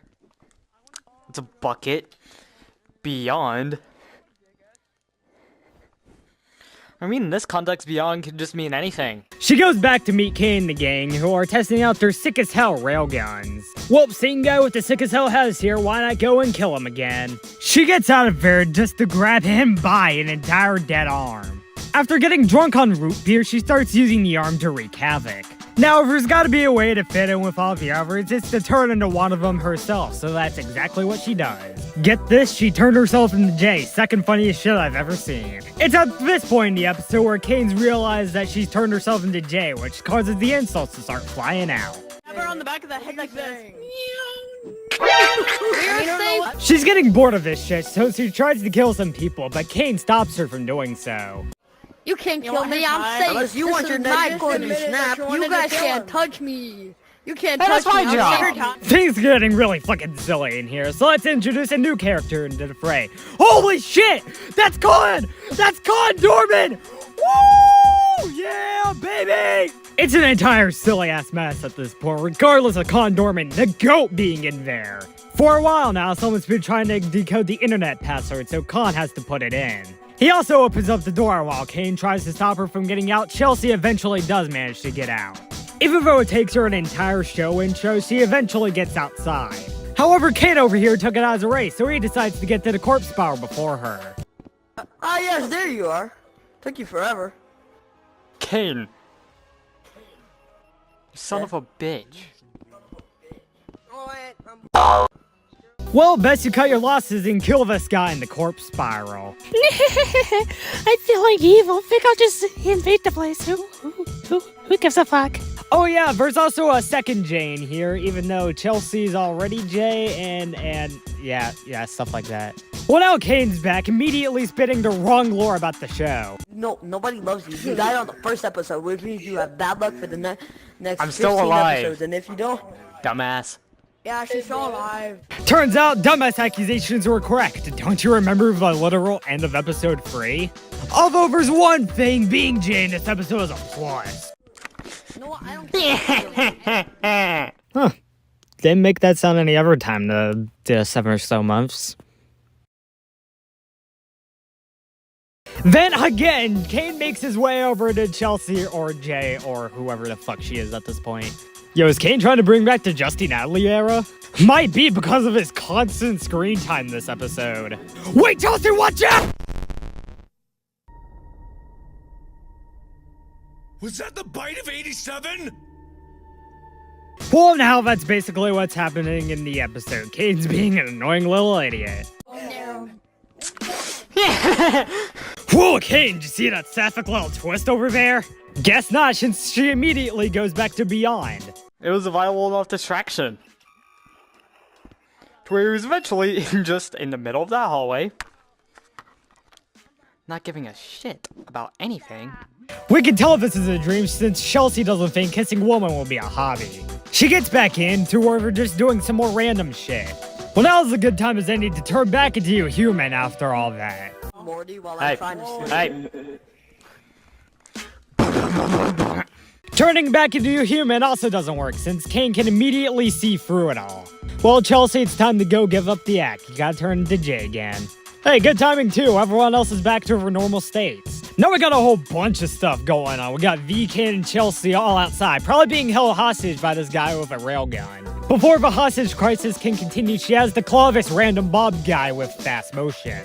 Now we're all back in the hallway with everything going wronger and wronger by the second.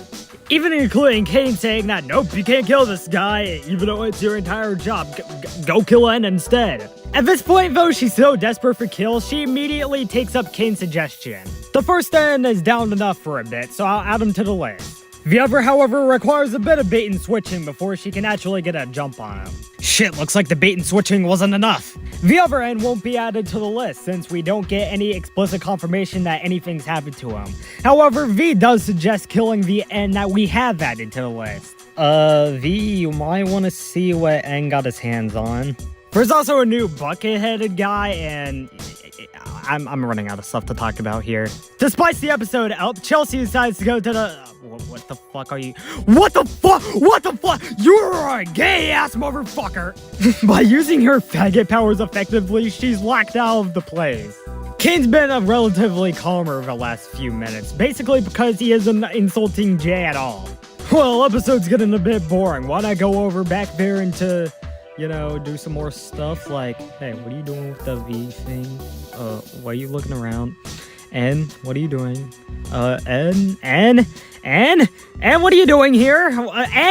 N, you're not supposed to be seeing this. Yeah, you go on and get out of here. I'm trying to do some stuff over here, N. Let's see here. Wait a minute. Oh, you're being a gay-ass motherfucker again? Jesus Christ! Jesus Christ, you are a gay motherfucker! For the gayness, she turns herself into Kane, which is the third funniest shit I've ever seen. Yeah, so basically she's just doing whatever the fuck she wants to at this point. Perfect end to the episode, right? Ha, wrong. It's revealed that was all just a dream. She was interrupted from it due to some screaming person on the roof. You woke me up, you idiot. Well, looks like we've made it to the point. We're at the series finale now after an hour and 26 minutes. As is the case with prison stuff, we get 4 kills right off the bat. Shit She decides to reminisce on what had happened to get her inside prison, which takes us back to after the events of episode 18. More specifically, the first half of the episode has been explaining how she got in prison, which means this spot takes place in October 2023, which means it's before the dream adventures of episode 19. Don't think it contained the slaughter of 2 innocents, however. Judging that shit's probably about to go south, she gets her own gun. It's not gonna be in use anytime soon though, especially with the Blue Knight sculpt body guy. Turns out, aside from that body, all these people are just really chill. Well, except when one of them gets killed. That's when we have to pull in all the other stops, such as killing the perpetrator. She meets back up with the guy who died and this other guy with a bunch of paint throwers. With no real threats to deal with for practically the next 20 or so minutes, it's gonna be a real fun time. Just make sure you don't get hit with any of that paint. The guy here named Braxton says he's committed a lot of murders, but since we didn't see any of them, I won't be adding them to the list. The guy with the paint throwers quickly meets back up with him and they get a look at the full moon. Wait, I'm sorry, you call that a full moon? That looks like a damn total eclipse. The guy with the paint throwers is confused by Chelsea's voice, since they sound like a boy, even though she's a girl, and that's just wrong. Not really a big deal, you know? And then she and Braxton, another fellow kill counter, just stand there and point their guns everywhere. I don't know. Chelsea almost kills Smiling Tortoise before the discourse, or very light discourse inside the group, continues. She explains a bit of how she really got here in the first place. Turns out 5 months really does a lot to a person. Adds him to the count silly, you know? They get back down and Chelsea has a little plan for the guy. Coincidentally, this episode was not filmed on April 14th or November 22nd. Okay, quick, the guy's about to kill her as revenge. Alright, so boom, knew it. Fucking landed it. Oh, half landed it. Well, Chelsea, you knew a move like that would have made this guy kill you, dumb idiot. With that out of the way, Braxton and Chelsea start reviewing capitalism. Afterwards, Braxton and Chelsea suit themselves up and decide to go after the grenaded menace. However, it'd be foul not to let this guy in, so here, come on, you can stay with us. A minute or so ago, I called Braxton a fellow kill counter, and that's no joke. He's made over 70 kill counts, gotta mention from Zornga Voyage himself on Twitter, and also provided his voice on the parody in the Noob Across the Roblox first episode. Alright, yeah. Hey Jenny, I got some sad news. I think V just died. Very sad news. I'm really sorry for that. Fun fact about that sequence is that I actually had the audio playing out of my actual phone while filming it at about like 12 to 4 in the morning? The grenade guy has turned back into a paint guy and he's getting some kills in easy. Just look at Braxton's latest addition to the parody. So it appears that this episode is another one of those episodes. So let's do a kill speed run until the intro. First up, Chelsea and her pink burst are sniped.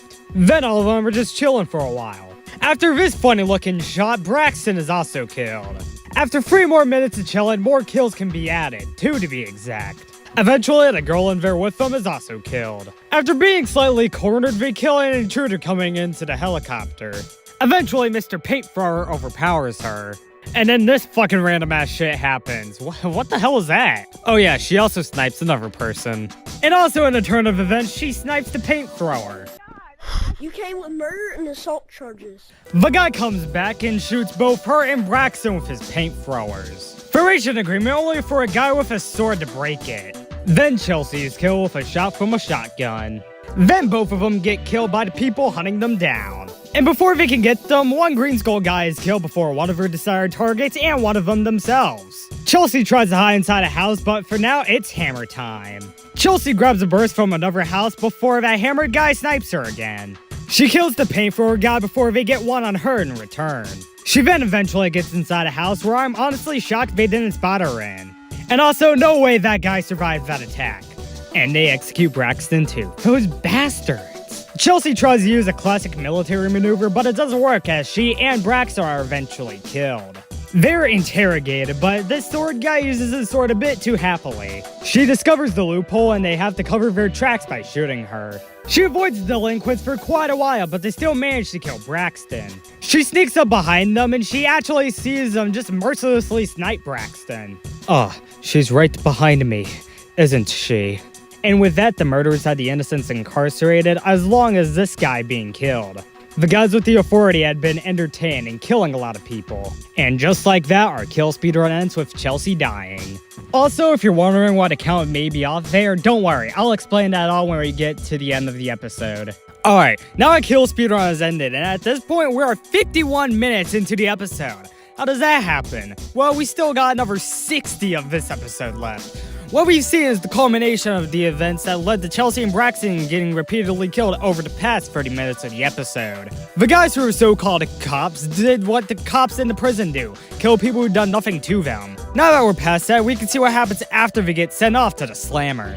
However, we gotta get through the final intro. While the same as episodes 9 to 19, even with the drastic footage change in episode 19, although still based on Mario Kart 7's Rainbow Road, whose 8 Deluxe interpretation was used for the intro in the previous 11 episodes. This time though, the music is instead an electronic cover of the song I found from the channel BrickBlock369. Link will be in the description. There are also other differences such as my loss of Riz and lengthening near the end, telling us that we're at the end.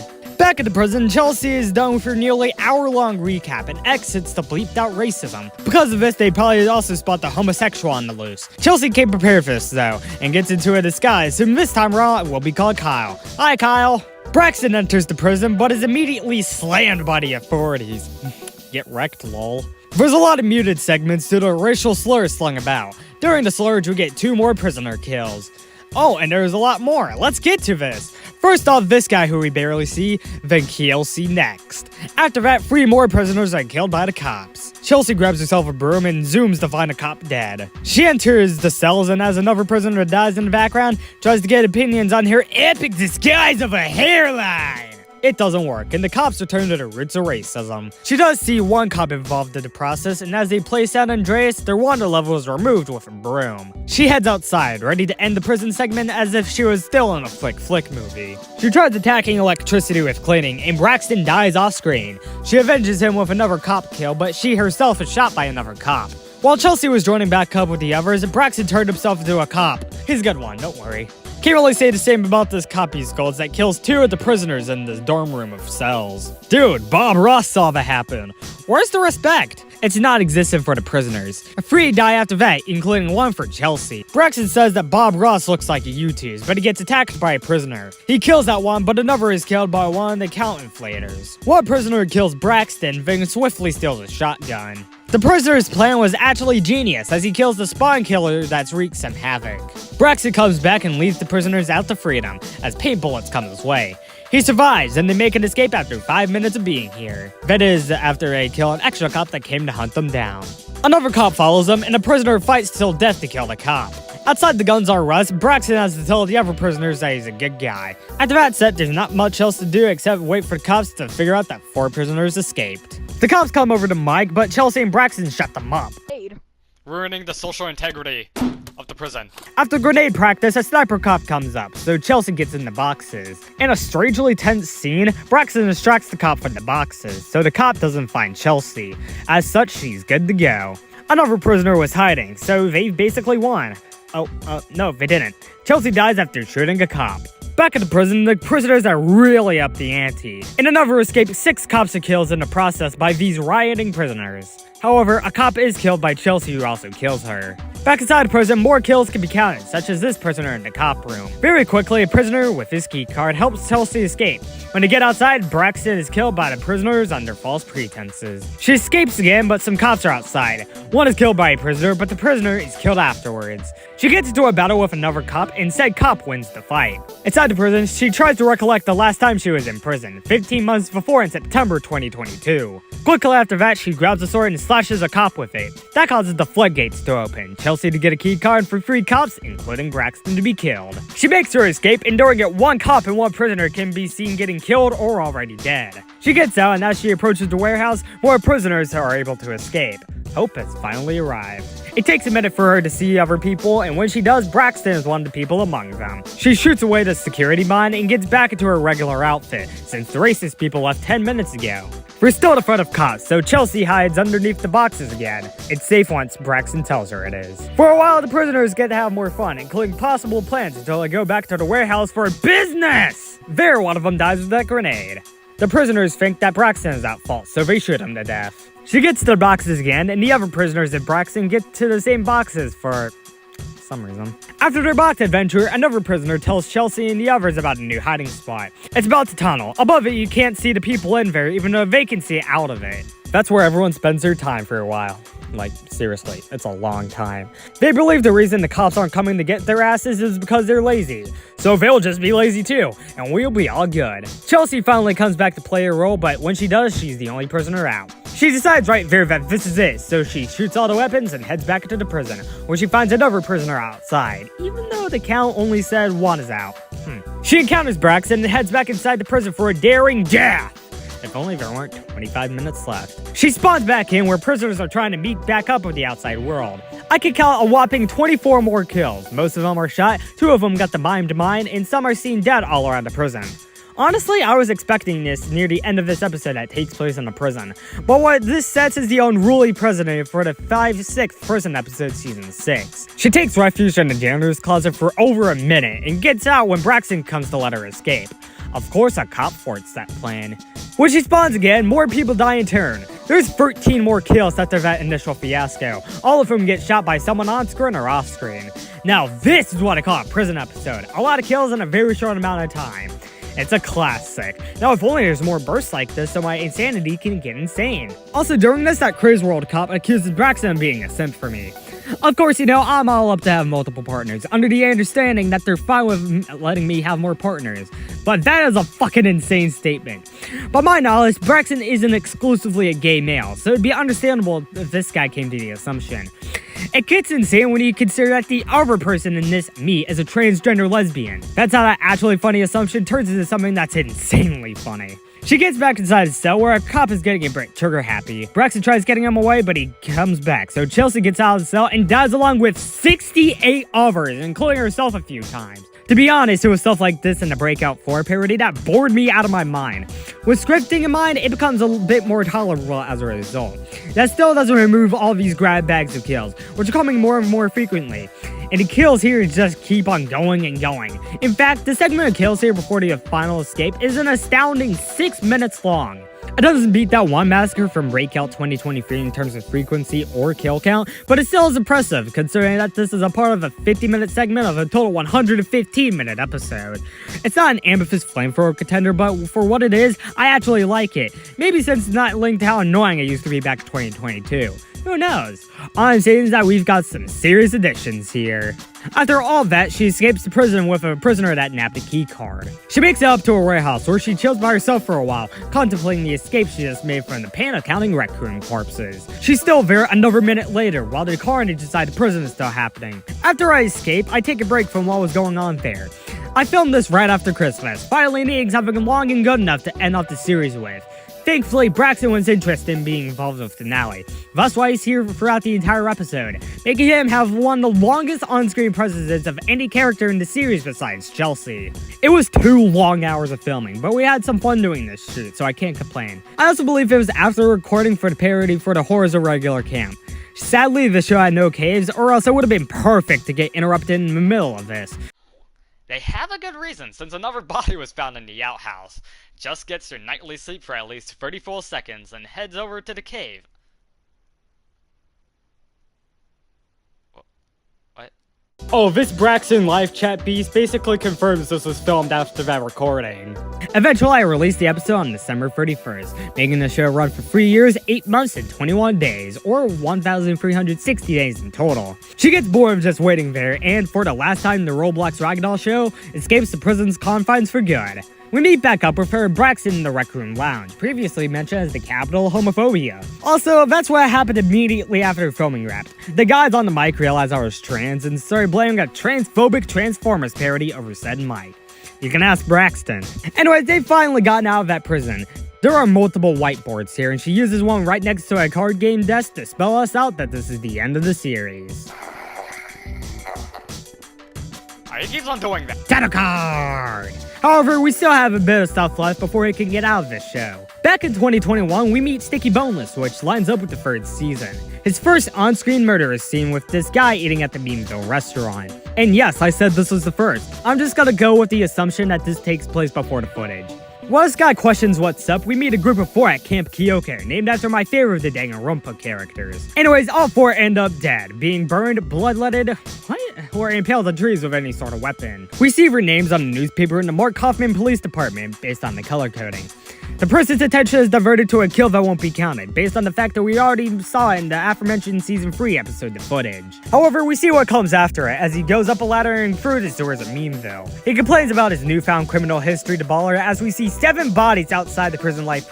We get hit with the show's cast, with exhibits like Old Man Joe, the Season 4 racist, and the Fact Slingers in the original Season 7 episode 19. I was about writing shit fanfiction?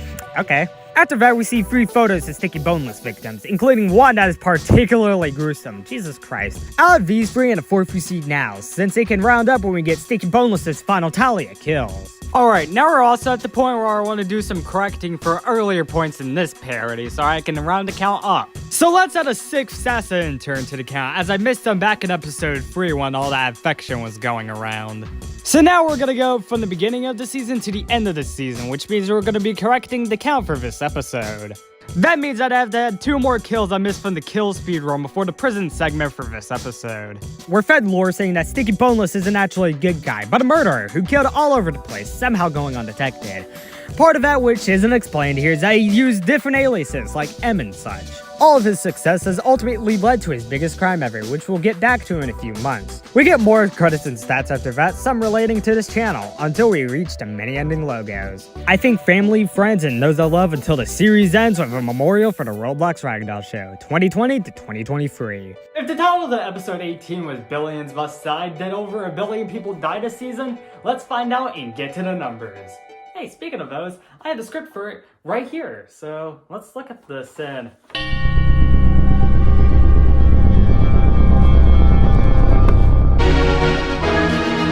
Alright, I'm gonna play this a little different. I'm gonna go through the kills for all 20 episodes first, and then go into the kills for the entire series briefly. With that, Back to Basics killed 14 people, 8 men and 6 women, mostly from them jumping off cars. Disaster Forever had 18 more kills at 32, split between 8 men, 5 women, and 19 unknowns from the tsunami or other disasters. Disaster Ender ranks third among the season with 52 kills, 10 men, 7 women, and 35 unknown victims from many of the natural disasters. Episode 4 killed 7 people with 2 men, 2 women, 2 zombies, and 1 unknown. 72 killed 8 people, which is divisible by 72. Its kills had 5 men, which isn't 72 divisible, and 3 women, which is.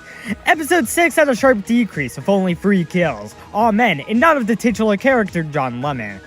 Carmen Idolizer Boogie Woogie killed 53 people, with a very uneven distribution of 48 men and only 5 women. Wreckblock scaled back the kills a lot by only having a single kill, Chelsea, who's a female. Episode 9 starts off the back half with 20 kills, who I assume is split between 10 men and 10 women. I don't really know. We start to smile with episode 10, which has 31 kills, that consists of 5 male humans, 7 female humans, 3 male smilers, 10 female smilers, and 6 I couldn't quantify based on the footage on hand. Episode 11 has the kill count lower at 24, but still with a messy gender scheme of 6 human men, 9 human women, 5 smiler men, and 4 smiler women. Episode 12 has 1 less kill with 23, with those consisting of only a single human male, 4 females, 12 male smilers, and 6 female smilers. Episode 13 notched it up a bit with 30, 1 less than 10. There were 10 men, 5 women, 8 men smilers, and 7 women smilers. How delightfully happy. Episode 14 would have had none if not for 2 new recycled kills from the intro, that are 1 woman and 1 dude. Episode 15 gets 7 kills into its polyamorous relationship of kills, and it's even with 1 unknown corpse, 3 men, and 3 women. You know, if it wasn't for the corpse and the creeps, I would have joined in on it. And oh yeah, of the 3 men and the 3 women, 1 of each is a total fucking creep. Tribute to Old Man Joe kills 31 people, the same count as episode 10. All the 7 women kills are of Chelsea, which means the 24 men are the manliest men on Roblox, since they make the rest of the cast. Episode 17 only has 3 kills, with 1 unknown killed by possibly the detective, 1 Chelsea Rose, and 1 Old Man Joe. Billions Must Die has 34 kills, a far cry from a billion, but hey, at least there's almost a 3-to-1 ratio of 26 men and 8 women dying. The Wrath of Penultimacy flicks the kills down with only 5, all men, but 1 being a disassembly drone. That drone specific being N. Finally, the final episode, 20, has 224 kills, with only 2 genders being in the mix, surprisingly. With the final tally of kills consisting of 161 men and 63 women. Phew. Now all 20 of these episodes stack up to have a staggering 604 kills, with the final tally of victims being cooked up of 337 men, 147 women, 63 unknown, 28 male smilers, 27 female smilers, and 2 episode 4 zombies. That gives us an ultra rare 6-part pie chart that'll have a 9.44% chance of getting you infected, so don't need it. Compared the episodes directly to each other, episode 20 has by far the most, but it's also the series' longest episode. Doesn't go for Roblox being 45 minutes, only having 1 though. With a season of 20 episodes, there was an average of 30.2 kills per episode, which did match up with Tape's first to last, kinda. But with an astounding runtime of 604 minutes, which to remind you is over 10 hours, that left us with a kill on average exactly every minute, which is another ultra rare sighting. Great job, Season 7. I'll give Amethyst Flamethrower just 2 separate clusters of kills here, because, like, they both kind of deserve it. I mean, not who I give the second one to, but you'll see why with the first one. I'm gonna give the first of these to Bad Karma, since that fucker deserved it. Secondly, lastly, I'm also gonna give it to the 4 at Camp Kyoko, showing the true nature of Sticky Boneless while being entirely off screen. Broken Pistol will just straight up go to Old Man Joe. A very memorable character like that needs a better fate than just being executed for possibly giving the termites pink eye. And that's it. The Roblox Ragdoll show Season 7 aired for 373 days, or a year and 8 days, from December 23rd, 2022 to December 31st, 2023. A lot of stuff happened during that time, and making this season and parody was such a blast. I even almost lost this part while making it. Yeah, that's real. I'll catch up with the other seasons too, but until then, whether you're multi-parting or full videoing, I'm Chelsea Rose, and this has been the parody. Thanks a lot for watching this parody. At first, I was only expecting this to be definitely over an hour, but only about 70 to 80 minutes. I was not expecting it to be an over 100-minute beast that took me 6 months to complete in full and surpassed Time Heroes in length. Halfway between those 6 months, I released the first part to this, and it only seems fitting to do the second one the other half later. If you're watching this in full, that probably won't make sense. In fact, when I started making this, I still had that Riz. Maybe I should have asked Braxton how his Christmas was. Next up, I hope I can get another Time Heroes film recounted for my modern standards, and if I don't, maybe an old man will swing by blowing Hatsune Miku. Alright, there's a Miku mention. I did not mention Miku in this parody at all. I fucking love listening to Hatsune Miku! Alright, thanks for watching.